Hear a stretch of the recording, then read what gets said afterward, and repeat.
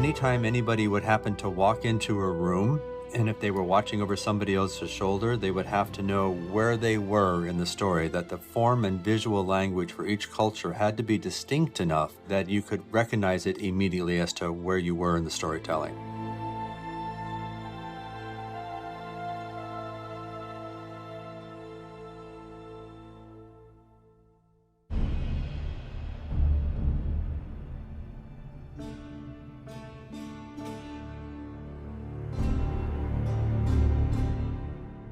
I felt very strongly that you, as an audience member, should be able to have your eyes closed and know where you are at any given scene, based on the music alone. Every realm has a cultural sound, and that sound is built from a very specific musical language and instruments that are only used in that environment, for that culture.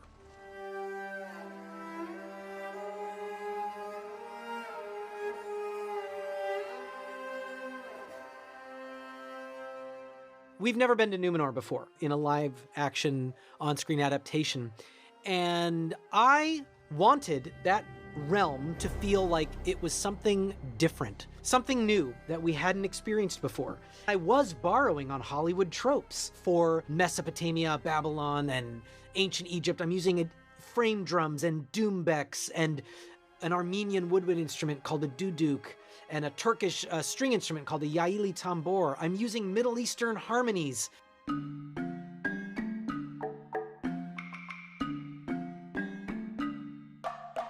Whereas the Harfoot theme leans on nomadic instruments, these wooden sounds. It's simpler, it stays on its path more. That tells you something about those characters. Wood smoke! The others must have started baking! From where did you procure the table? Why do you ask? Every object created by a culture is an opportunity to deepen that cultural experience a little more. It doesn't matter whether it's a doorknob, a cup, or a cathedral. It's the same culture, and it needs to belong to that same world. You know, much of the dwarves, the notion of this massive architecture where things are carved and where the nature of the stone is understood and respected, and they're able to do incredible carved cities. The elves obviously are very much inspired by nature, so obviously Art Nouveau has always been a big influence, even from the earliest illustrations I've done. The Numenorians are a case apart. It's tempting to think of ancient Rome, but you wouldn't want to transpose ancient Rome to Numenor, but you want to transpose this notion of empire. It's ancient. It feels like the Roman architecture all around the Mediterranean. You want to evoke that Mediterranean sense. And we can relate to it. We know what it is. It doesn't make us have to think hard about what it is. We stayed away from all those things that are too on the nose. There's no Ionic, Doric, or Corinthian columns anywhere, right? Every column is a Numenorian column in one form or another.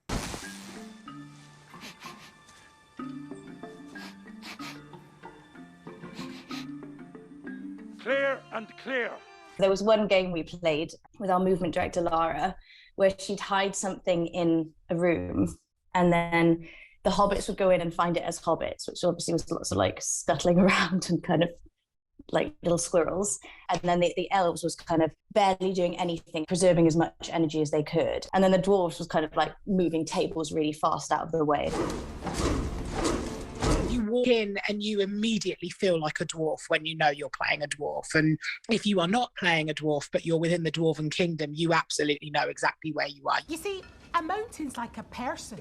It's a long and ever-changing story made of countless small parts. It is the first time that we present, create, and embrace the female dwarf in all her entirety. But how you do this, do you just make them sort of manly looking and pretend they're female? Because that would be the natural default for dwarves. But we also wanted to maintain some of the femininity, I guess, but they are dwarves. So that's where the extra hair came in, because that's the dwarven way. It wasn't about being sexy in a sexualized way at all. There's a love that comes from the dwarves' love of materiality and stone and water and precious metals and that. And stone didn't all have to be hard angles. Stone can be softened by water. And I felt Disa was like water, and we sewed lots of precious stones, not real precious stones. But also we didn't want to cover Sophia up. You know, she's got a wonderful physicality and shape.